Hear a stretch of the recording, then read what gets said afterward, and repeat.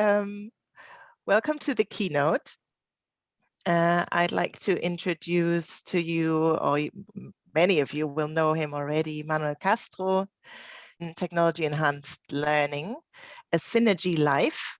I'm really looking forward to this keynote and to the discussion afterwards. Manuel is a professor for electrical and computer engineering at the Spanish University for Distance Education. He's an expert in applications of simulation and electronics and in technology enhanced learning. And he will be telling us a little bit about himself, I think. But let me say he has quite a nice CV. So he has been awarded with a couple of awards, amongst them the Sayle Award, or the IEEE Education WilliamE Sayle Award for Achievement in Education. And I'm really looking forward to your presentation, Manuel. The stage is yours. Thank you very much. Thank you very much, Valerie. Thank you very much, Georgina. And thank you very much all the people that is attending today. It's a real pleasure to be here. I like to make a little bit different today keynote.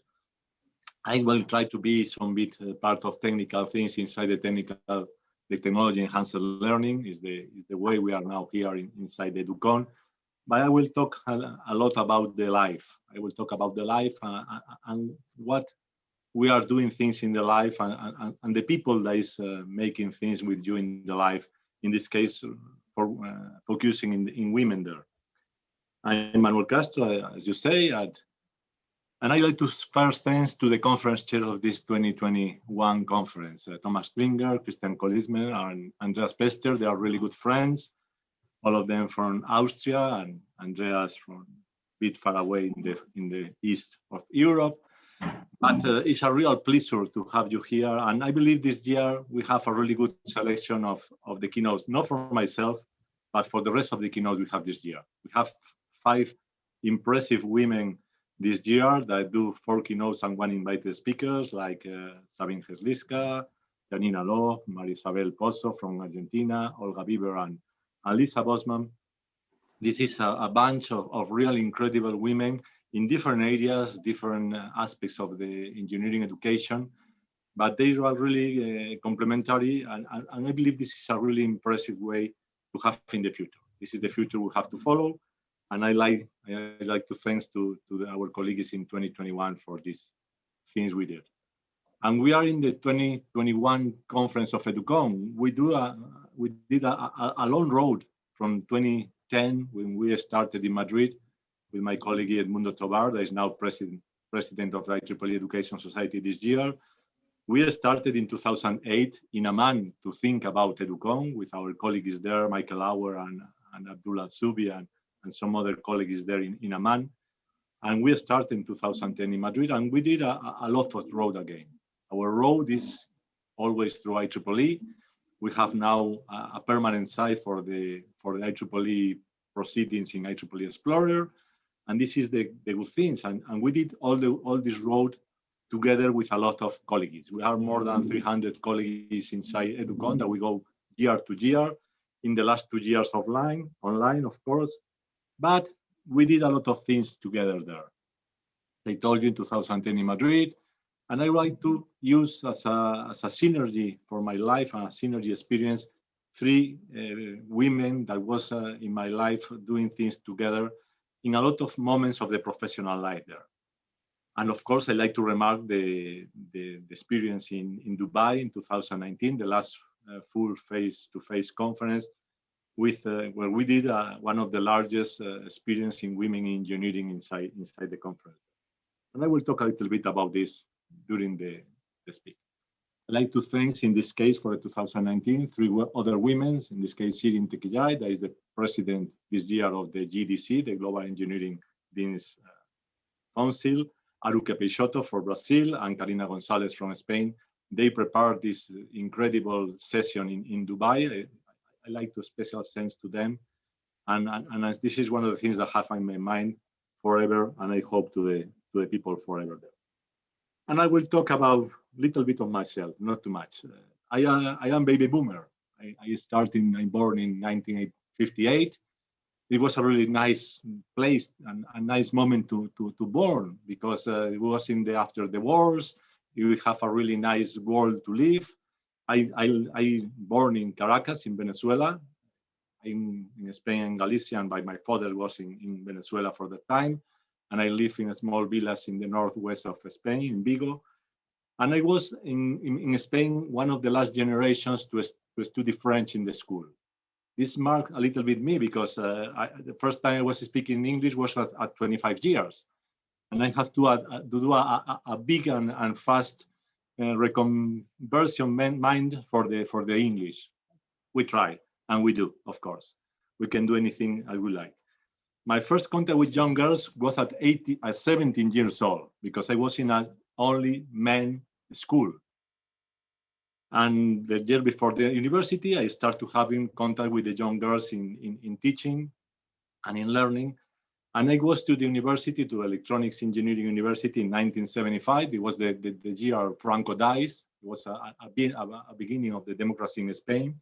I started to do this. And in the first year, we started 600 men and 120 women in my engineering school. This was around 20%. It's not a bad number for this time, in 1975. 6 years later, in 1982, we finished 20 men and 4 women in the electronics specialty, not in all. We finished around 140 people in general, and around 20 women in my specialty in the industrial engineering school. After the finishing of the things, I started doing lecturers in 1983 in electronics in my department in the Polytechnic University of Madrid in face-to-face. And at the same time, I started to have distance teaching in UNED. UNED was starting at the time, and it was the place I was starting to have a distance teaching. And I started my doctorate in 1983. The life changed, and now we are other generations, Generation X, Generation Y. My 2 daughters are millennials. I have 2 daughters, they are millennials. I have 1 grandson in the last year. Alpha generation, completely different minds, completely different ways to life. They are changing completely our life, but it's the way there. I was continuing making researching, lecturer. I have the good luck to be in a lot of international projects, and I have a good luck to be in a private industry exposure. I was in the 1997 to 1993 in parallel with university. I was a part-time university there, and I'm working in the Digital Equipment Corporation. This was an American firm in Spain, and we did the first networking in the first computer distributed computing. And I have other good luck to have a first boss as a woman. I believe it was a really moment in the industry there, and we have a really good bosses as a woman in every place there, and all these things market the life we are doing. I continue with research projects. I have another good luck to be in IEEE as an international organization. I did a lot of mobility there. And these guys on mobility inside the Industrial Electronics Society and Education Society did the things we are now. And I did a lot of networking, conference, leadership, multidisciplinary. And my focus in technology enhanced education started around 15 years ago. And I have some management positions as the director of the department and vice rector. And this is the life, and I this in the moment. I really believe that we are completely equals. I don't think that men is better, women is better. We need one to the others. We need to have these things, and we need to have the same opportunities because we have the same competences to do the work there. And in parallel, the evolution of the technology enhanced learning. This is the part of the technical things there. I started in 1983, as I told you, in the both areas, in face-to-face and in mixed environment there. That was really nice to have all the both in parallel. I started to have in 5 years of face-to-face. I really enjoyed it. I did all the teaching subjects in electronics, from general electronics, digital, computer architecture, power electronics, industrial electronics, analog electronics, instrumentation. In 5 years in my school in the Polytechnic University of Madrid, we teach all the electronics we have in the electronics specialty there. But in parallel, I was working in distance education. I started to check and to try the advantages and disadvantages of the mixed models. In 1983, we have a really separated area of the distance and the face-to-face. This separated area was starting to be more narrow in the 200. In 200, we are starting to have the new technology enhanced learning. It was a new acronym that they was marked by the European Commission to try to focus in this area. And there was the blended learning was the thing that they are starting to do. But we have not a really background on these new activities in technology enhanced learning. We have distance and online, we have face-to-face, we have the blending, that is the joining and personalization of both. We have synchronous, asynchronous, formal and formal, and you use the technology to have best activities, but mainly oriented in contents and education actors. And in the next year, in the 2020, where we are 1 year ago, pre-COVID area, all the barriers between the distance, the face-to-face, and the blended time was really go down. In these 20 years, from the 200 to 2020, all the technology enhanced learning was starting to be inside all the activities in the learning in the world, in academia and outside academia there. The grow up of the learning management systems, virtual education, virtual labs, software, simulations, rebel labs, flipped classrooms, project and problem-based learning, active learning, social media collaboration, pre-rolls, gamification, multimedia, hypermedia, and immersive environments. All of this together was the apportation and the things that we did during a lot of times inside the EDUCON, in other conferences like Frontiers in Education and so on there. And then we have the real blended learning in 2020. We can have any teacher in the world that likes to be inside this area of the technology enhanced learning can choose the best part of the activities you can do inside your classroom, for face-to-face, for online, for distance, for anything there. And this was a really good moment in the 2020 for this one of things. But we started with the COVID. 2020, March 2020, we started the blowdown. The remote education was in all the world. We disappeared the barriers, we disappeared the things, we were all online. Some people, in my case, I have a really good luck because I was in distance education. I have really few differences between distance online and pure online. But a lot of people around the world in the teaching in the face-to-face has to go online and has to make an urgent and sometimes complicated issues to be online and survive to this online year, the last year. In general, we survived it all, of course, because we are here today.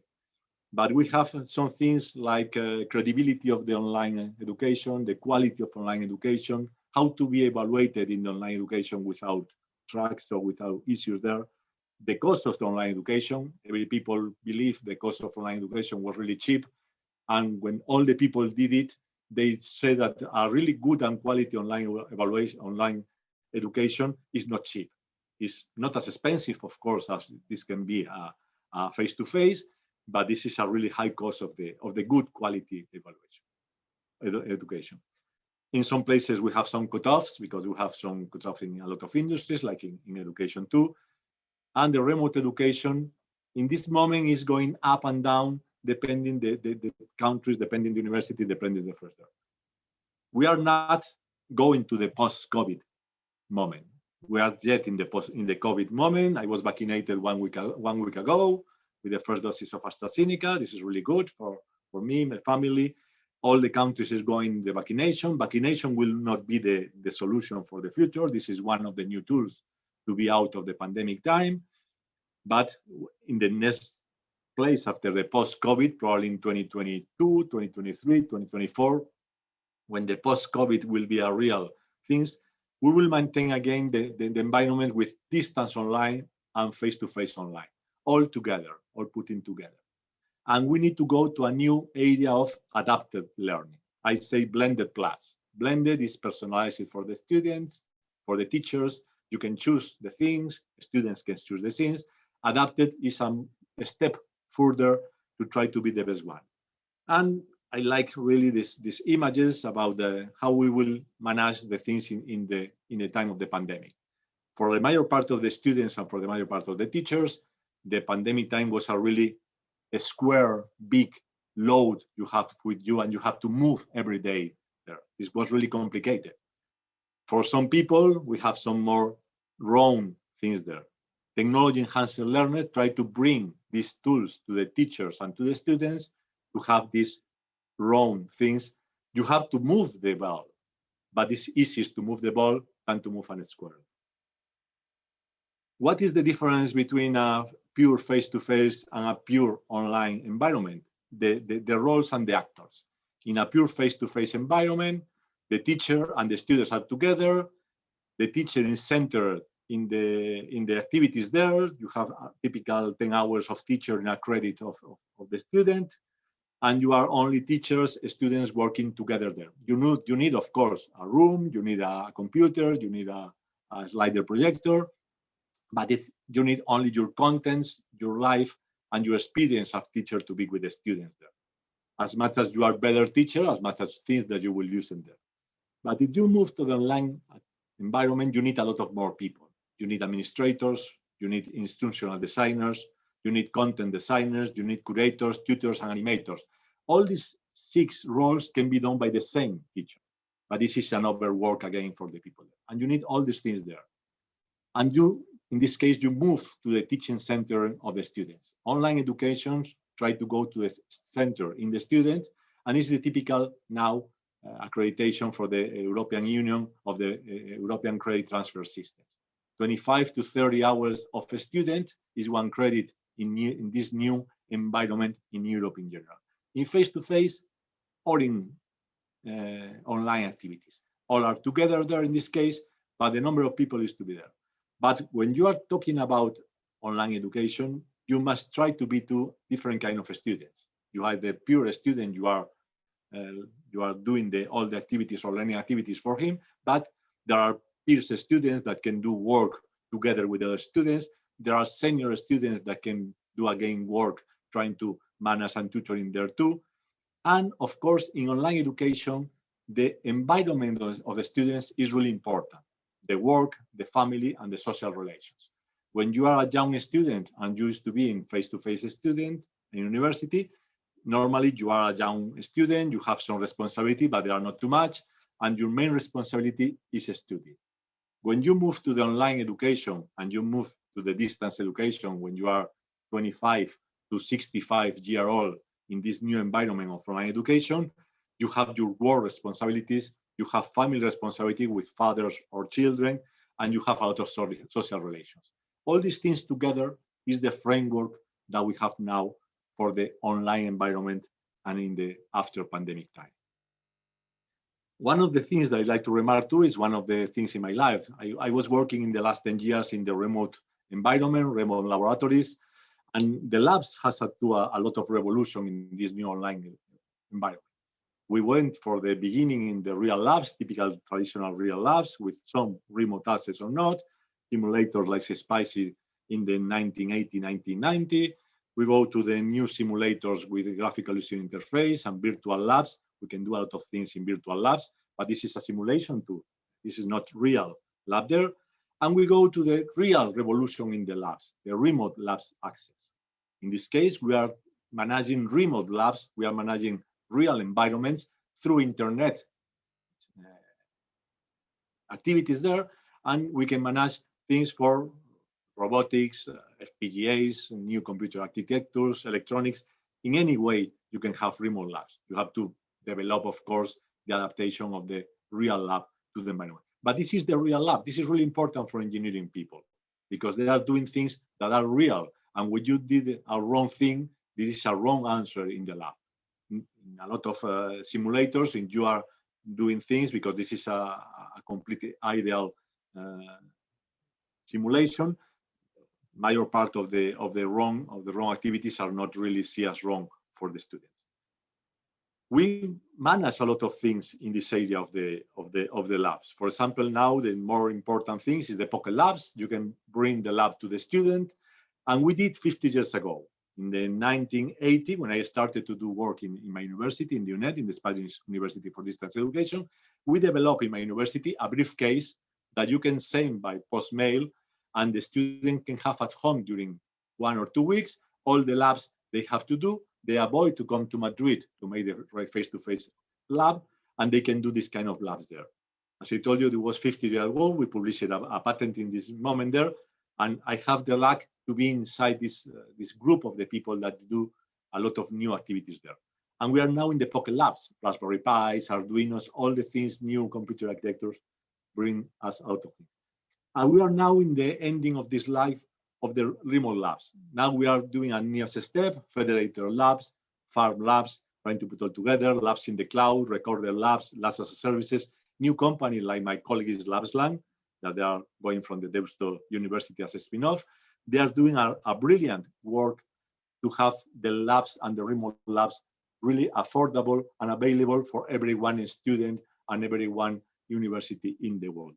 And they have a lot of work during the pandemic time, and a lot of universities save the competences, practical competences with this kind of companies in the world. I like to thank to the industry. And this is the real vision of the pandemic. I really like this picture there because we have in the mind when one student is working online, he was in a really quiet area, he was alone, he can have concentration. In the pandemic time, this was very broken. The people has to be at home with the family, with mother, with child, with the wife or with the husband, all people accessing together to internet. They don't have computer, they have only one computer to be shared by the family. All these things affected to all the people, not only face-to-face people, to the online people too. And we have a lot of issues the last year because the people have not the feasible activities and the accessibility to this kind of technology. Now they are solving in a lot of places. Now we are going to a more stable activities there. And of course, we changes all the things in the conference. This is the final picture of the 2020 EDUCON last year in Porto. We was not in Porto, we was first conference online. We have more than 300 people online the last year too. I like to thank here our colleagues, Gustavo Alves, Alberto Cardoso, and Teresa Restivo for Porto, because they did a brilliant work last year to have the first online EDUCON conference and the first online conference for the IEEE Education Society. The work was magnificent. I evaluate more or less in my mind how much work did the organizers of the conference. I believe they did around 200 to 300 excess work than they do in a normal conference. And the people participating in the conference, they do around 150 or 50% more of the activities they used to do because they have to know a new environment.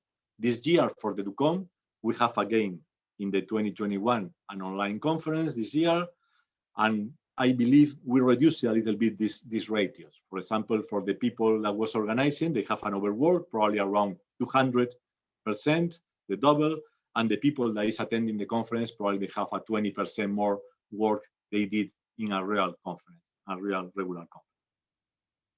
And this is the picture for the 2019. This is the last EDUCON which was in Dubai with all the people there, and was a really beautiful image to see all my colleagues there in Dubai, enjoying the conference face-to-face, enjoying networking, enjoying the gala dinner in this case, and the activities we did there.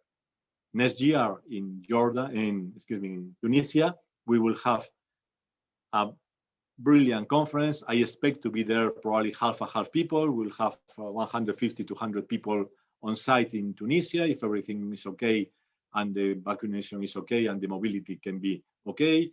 Some people will maintain online because next year and the next years we'll have some issues in mobility in every people there.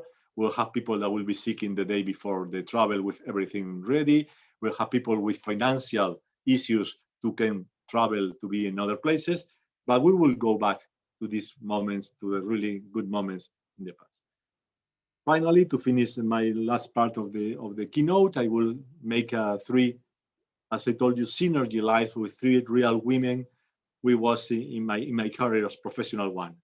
One is coming from the beginning of my professional career in 1994. I was associate professor at the UNED in this moment. I meet Paloma Diaz. Paloma Diaz is a researcher. In this moment, she was a grant with a research project in multimedia. She was finishing computer engineering in the University Carlos III in Madrid, not in my university. And we started to work in a real high focusing in multimedia and multimedia area. It was a really nice. I will see something more for her. Imma Plaza was in the electronics activity. She was physics. She was working in nuclear activities, but after she changed to electronics in the 2004. And I met her inside our activities we did inside the IEEE chapter of the Spanish country inside IEEE Education Society. She was lecturing electronics in a small village in Teruel, in the northeast part of Spain, in a real small village, and she was doing a lot of work there. And finally, Carla Gonzalez, I met her later in 2016. She was associate professor in computer engineering in Tenerife, Canary Island, and she was doing a lot of really nice job in the last years in the area of virtual education, online education, and child and gamification. I will start with Paloma. Paloma, after this close to 30 years, now continues working in multimedia, virtual reality, augmented reality, learning. She's now full professor in computer engineering in his university. She's now Dean of Engineering in the university. And we did a lot of good moments there. We was, for example, in Jordan. We was playing in Jordan, EDUCON in 2011, making dinner there. She was visiting United States. She has at the left a small picture of a cardinal. She was in her window when I was there in the Happy Valley in Philadelphia, in Pennsylvania, in 2004. And she was there. She has a lot of awards inside IEEE. She was part of the first computer in learning technologies standards in IEEE, in the OERs. She did a lot of work as 20 years in IEEE in Spain. And we was really having a lot of things together in this area of the multimedia, going there and in activities we do there. This is one of the examples of a real complete life, women in her area of work inside the technology enhanced learning to go for the grant as a fellow in the beginning of the life, to go now as a full professor in computer engineering in her university. Imma Plaza is electronics, as I told you. She's involved in electronics activity, from electronics basic general to industrial electronics. She was doing a lot of work in support systems for the aged people and so on in e-learning. Now she's full professor of electronics in her town, in Teruel, and now she's Dean of the engineering education, electronic engineering education department and school in Teruel. We did a lot of work together mainly in Spain for the Spanish chapter of the IEEE Education Society. She was our first women president of the chapter. She was working with us in the Spain section. We developed together a conference like Fintidi in Teruel. She was attending and having some awards in FIE in Frontiers in Education with her husband Carlos. We was together in the things there. We was in several activities, and the things that I mainly remark is her activities in her own community there in Teruel. She has a brilliant, small school of engineering in her area, and she really likes the activities there with other women, with other men, working together for the best of the engineering, in this case in Spain. Finally, Karina, as I told you, Carla Gonzalez, she was working as innovation and MOOCs. I have a lot of relation with her. She was our general chair of the EDUCON 2018 in Tenerife, in Canary Islands. She has a lot of activities from the childhood, from the people, the young people, serious games and e-learning. Now she's full professor of computer engineering in her university in Tenerife, in La Laguna, in Canary Islands, in Spain. And this is the things that I like to have there. All these things are happening in parallel in my life and in everyone's life. And the things to have these things is mainly international exposure. You have to be international to be there. You have to move international to have all the things and different things you can manage in your life. And you can collaborate with a lot of really good people. In this case, I put only Spanish people there, but I have similar activities with similar people around all the world in different countries and different universities there. To finish the keynote, I'd like to say some words. Prefer that Tony Bates, a really good colleague that is really related with the online education in the world, about the relation of education online and the technology. The first message is really clear. Good teaching may overcome a poor choice of technology, but the technology will never save bad teaching. It's really important, the technology, but the more important is the contents and the teachings way of the teacher that will do the best things there. Learning online requires students with self-discipline. This is really important too. The students have to learn how to learn in online. A typical students go to the classroom and see the things you are talking to them. When you are in online, the student need some time to do this kind of things. And of course, in the times of now, we have time for online and time for traditional and face-to-face. This is really important to separate it and join the both things in this case, mainly for the, as I told you, blended class or new activities there. And finally, some personal priorities in online learning, increasing the access and flexibility. This is the good part of the online learning. It develops all the digital transformation of the teaching activities there in the 21st century. Reduce the inequalities. This is really important. We have a lot of more diverse people. We have a lot of more handicapped people. We have a lot of more people on having troubles in any place. We have people on jail. We have a lot of things that will reduce the inequalities of the education systems. And we increase the cost effectiveness of the education. We are not more cheaper. This is really important. We are cheaper, but not more. If you need quality education, you need to have investment and you need to have these things there. And I'd like to finally thanks a lot to my three colleagues that we was together in this road, in this trip around the world, Paloma, Imma, and Karina. I'd like to thanks to you for being there and to having the activities during this keynote. And I believe we have some minutes for the final questions there. Thank you very much.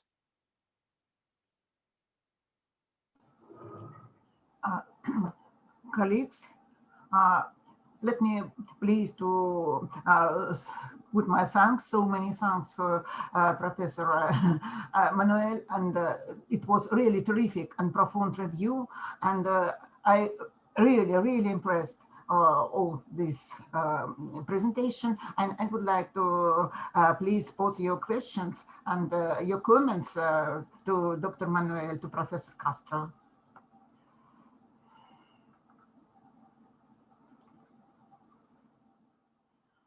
Okay. Okay.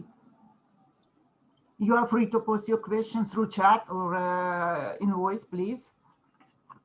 We are in the last day of the conference. The people is starting to be more fantastic the week, and we have a lot of things there. I see one hand. Okay, colleagues, please. Just hello. Okay. Hello. I'm Elion, and I would like to ask something to Manuel. Can you hear me? Yes, we can hear you, Elio. Okay. It's about one of the slides when you talk about face-to-face and hybrid learning, and suddenly with the COVID period, all the things are online.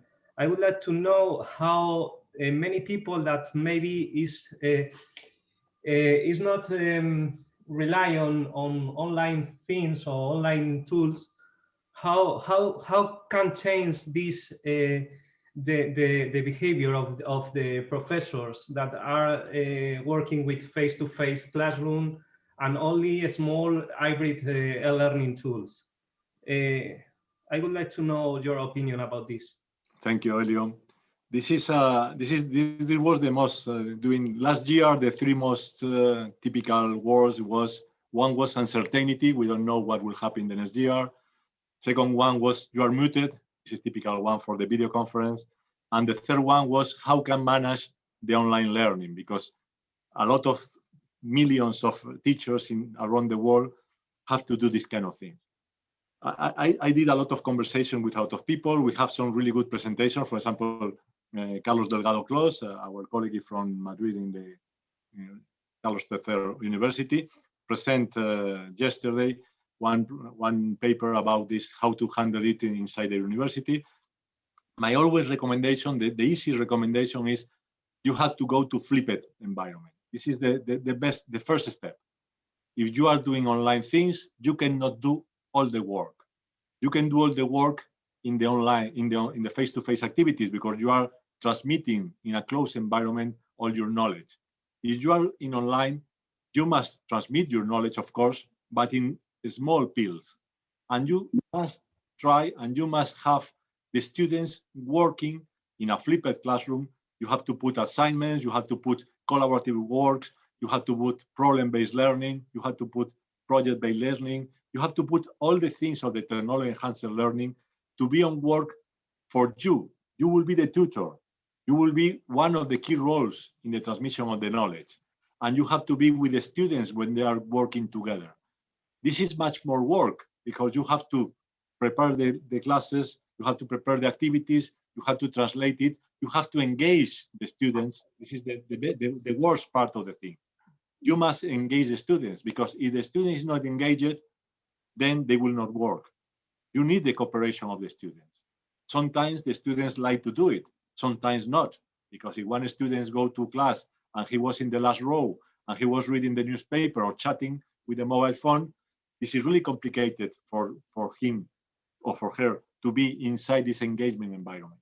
But my first thing is try to flip the education, try to manage all the activities in the students' area, and of course, be with them. And the most important thing there is the evaluation, because you must try to know who is working and who is not working. Because when you are doing collaborative work, sometimes it's difficult to see who is working there or who is not working there. But this is the part of the online education and is the part of the things. But I believe this is the major recommendation I can do in these things. This is the most popular questions for the last year. This is in the top 3. Thank you. Thank you, Elio. Thank you very much. Okay, I can see. I can see some comments here. Okay. I will read it. Okay, Andreas, okay. I hope this is inappropriate. I'm the president-elect of the International Technology Engineering Educator Association. I would like to invite each of you to look at our organization. I would like also to offer you each a free 1-year membership to our organization as a first-time member. Okay. This is okay. And what will we be calling for presenters beginning on the Tuesday, April 27, for our 2022 conference in March 2022 in Orlando, Florida, United States. Please consider joining us and presenting. It's okay. It is inviting to participate. Okay. Because I believe all the cooperation is really open, of course. If we will be in a face-to-face conference, we'll have a table to put in all the new calls and the things there, and this is the way to do it. And thank you for the sending to us. And Orlando is really always a nice place to be. In these moments, not, of course, but I hope to be again in the next years in the United States and in Orlando there. I will try to be there at the end of the year in United States again. And thank you for the posting. We would love to have you join us, any of you. And please take a look and see what we have to offer. And the last link I put in there is for a free membership that any of you can accept the offer of. Thank you very much, Deborah. Hey, thank you. So thanks a lot, Manuel, for the presentation and for the insights. I really enjoyed it. And as Olga said, she did too. So I think we can speak for everyone in the session or in this keynote. Well, thank you for now. I think we're going to hand over to Gustavo, and let's give a round of virtual applause to Manuel. Thank you. Thank you very much. And it was a really nice, a pleasure to be here today. And we continue with the next presentations. We continue with the next sessions. please go ahead and see you tonight again during the award session that I recommend you to go to the award session and to the closing session to see the next presentation for Tunisia in the 2022. Thank you very much and take care.